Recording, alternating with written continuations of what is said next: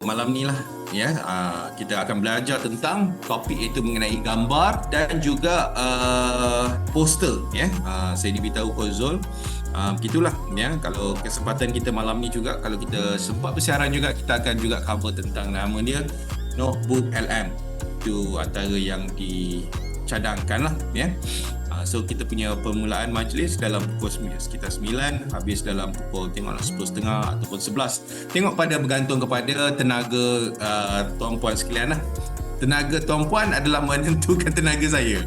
Tenaga saya mana dari sini. Kalau anda bersemangat banyak tanya, maka kelas kita akan boleh extend, boleh panjang. Tapi kalau anda jenis yang mungkin kata dah berpuas hati dengan apa yang disampaikan oleh saya, maka mungkin kita boleh habis awal. Kan? Tapi kalau anda seorang yang, saya harap anda menjadi seorang yang lapar lah malam ni. Laparkan satu dari segi lapar dari segi nak mendapat kefahaman itu. Yang kedua, lapar dari segi anda kena reflect balik dan dari segi dalam apa anda nak guna teknologi ni. Itu antara benda lah.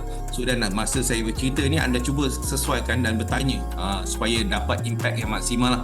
Saya akan jalan dalam based on kefahaman saya dahulu. Lepas tu kalau ada lontaran pertanyaan, sila berbuat demikian. Okay? Kita deal so far macam tu?